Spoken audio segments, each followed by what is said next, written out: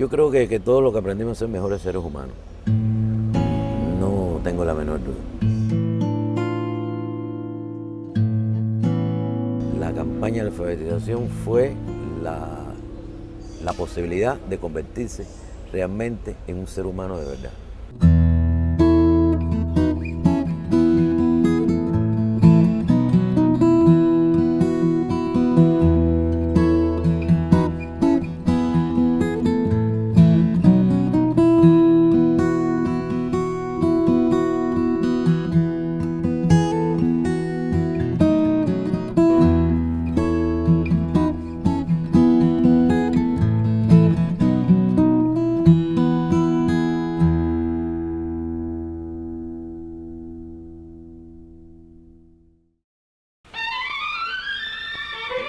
De 6 millones de cubanos, 1,5 millones no sabían leer ni escribir. 1961 sería el año de la alfabetización. Uno lo veía como una aventura. Un grupo de jóvenes que íbamos a ir con mochilas a distintos lugares que nunca habíamos estado, que nos podíamos separar de la familia, ser libres y un poco también dar respuesta a algo que pienso yo que nos había pasado. Cuando triunfa la revolución, bajan los barbudos de la sierra, están en La Habana. Yo no había hecho nada, no había tirado ni un tiro, entonces había como una responsabilidad tremenda de poder hacer algo por la revolución. Eso se une. Y lo otro también creo yo que es una mezcla de esos conceptos de la revolución que se mezclan con lo evangélico, que es ayuda a tu prójimo como a ti mismo.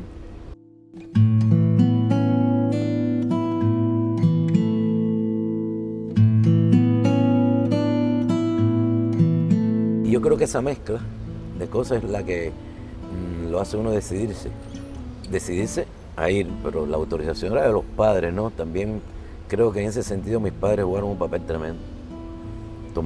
Darse cuenta de la necesidad que había de ir a estos lugares donde habían personas que no sabían leer y escribir.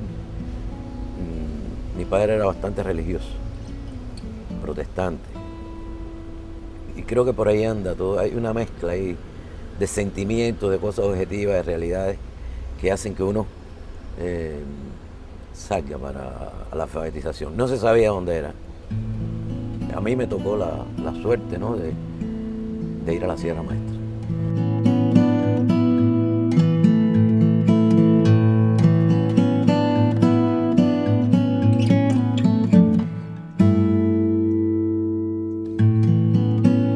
Primero los lugares eran de difícil acceso, ¿no?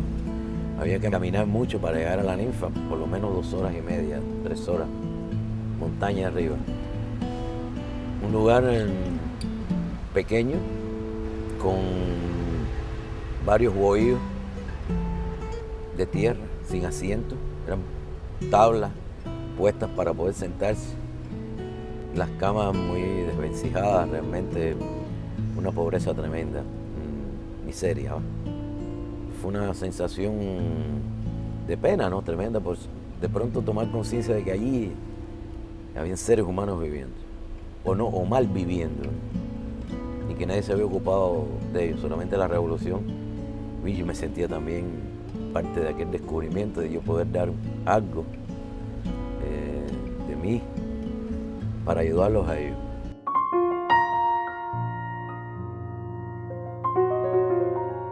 Yo creo que para algunos fue un hecho significativo que un niño de La Habana solo me fuera a vivir con ellos.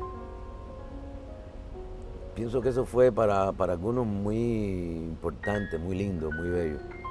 Para otros llegaba el habanero. El habanero llegaba allí, a ese lugar, este habanero que viene de vivir en una ciudad, este hombre de la ciudad, ¿qué nos traerá?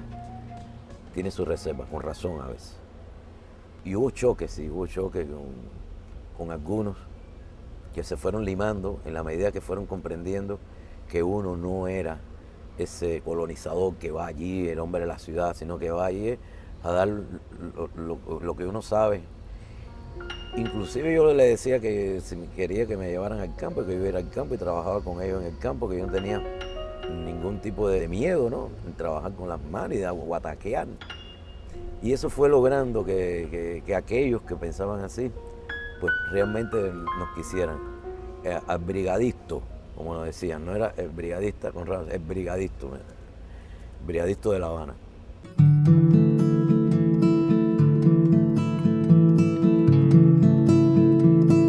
Una buena parte de los que estaban ahí éramos de la misma escuela, por suerte. Nos llevaron juntos, esparcieron por ahí, nos regaron por toda la zona esa. Y de mi escuela caímos cerca 3 o 4. También le fue muy bien, muy feliz. Claro, cuando uno lleva ya mucho tiempo y nos veíamos, ¿no? Por suerte éramos compañeros, porque también uno empieza a extrañar. Uno era muy jovencito, ¿no? Pues yo empecé a extrañar a los 4 meses. Yo me paraba en la montaña y miraba así todo verde así y pensaba que yo era un lagarto. ¿Y qué yo hago aquí? Con mis amigos, por suerte eran mis amigos.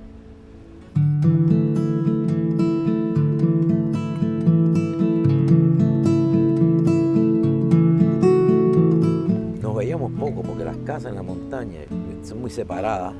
Y como había toda esta preocupación de que no anduviéramos solos, pues nos veíamos cada un mes, cada 20 días. No es que nos veíamos todos los días y hacíamos fiesta, nada de eso. Eso era ahí dando clases por las noches con un mechón. O sea, un mechón es una botella que se le echaba gasolina con un trapito y candela. Eso, todo eso, ese humo negro, porque no es candela, pero con humo negro así, todo eso, así era como se daba clase.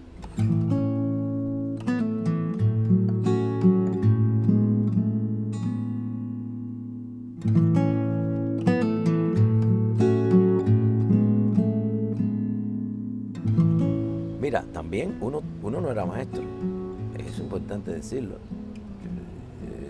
Había que convertirse en profesor siendo estudiante y a veces hasta, ¿sabes cómo son los estudiantes, no? Y yo, por lo menos, no era muy dado a la disciplina de la escuela y realmente era muy nuevo para nosotros.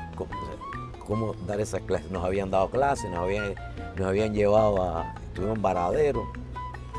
En Varadero nos enseñaron a utilizar las cartillas de alfabetización. Bueno, la primera vez que me senté a dar clases fue muy difícil para mí. No fue fácil, ¿eh? A veces hasta ni yo mismo sabía lo que y decía, bueno, ¿y qué hago con esto? Porque aquellas clases se me olvidaron. Claro, yo estuve solamente en Varadero 3 días, porque ya la campaña hacía falta que estuviéramos en los lugares y entonces no estábamos una semana en Varadero, no 3 días. A los 3 días, bueno, nos sacaron de ahí. Entonces había que aprender a dar las clases y la suerte es que, bueno, uno tenía deseo de hacerlo.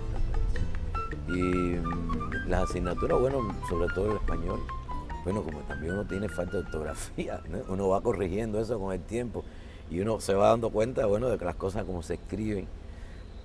Era interesante cuando ellos aprendían a escribir Cuba, mira. O sea, la palabra Cuba, cuando ellos la pudieron escribir, fue como, recuerdo como un rayo de luz. Como tú le veías los ojos así, ¿no? Un poco de la alegría de poder escribir el nombre de su país. Y cuando empezaron a poner la primera letra de su nombre, le decía, esa es la primera letra de tu nombre, no entendían que su nombre podía tener esa letra. O sea, ¿cómo conciliar eso? Porque enseñar no es solamente escribe Q, a la C con la UQ, que no es solamente eso, sino para enseñar de verdad hay lograr que ese alumno te interiorice lo que tú le estás queriendo transmitir. Y yo siempre funcionaba mucho con el sentimiento, ¿no?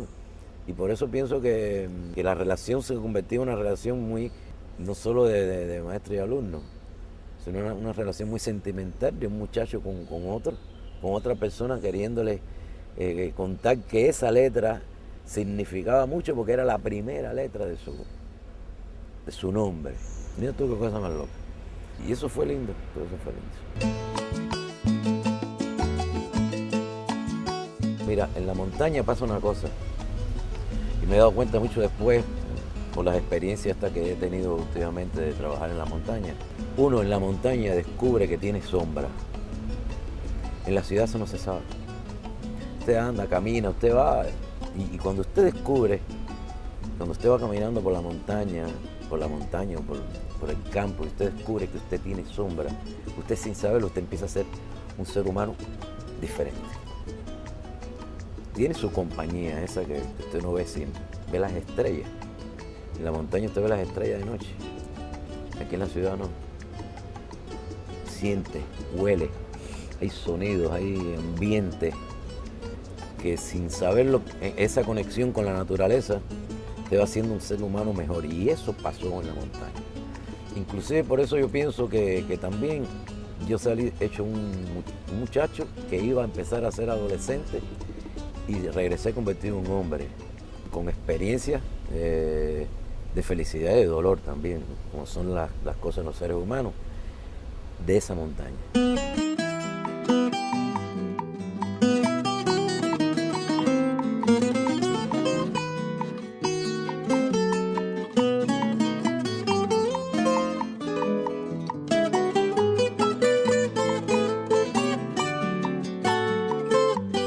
Cuando yo llegué a mi casa, a mi barrio, a mis olores, con mis olores que traía de la sierra, aquello era una mezcla tremenda de unidad del país. Pero se estaba produciendo un proceso de unidad entre el hombre de la ciudad y el hombre de la montaña, que estaba inclusive más allá de lo que es realmente la alfabetización. O sea, la alfabetización es un proceso importantísimo, tremendo, que usted puede saber leer, que puede escribir, pero desde el punto de vista del concepto, es que pienso que está un poco más allá. Esa unidad de esos seres humanos que viven en un mismo país en contextos diferentes que a veces ni sabían que existían. Y eso lo produce la campaña de alfabetización.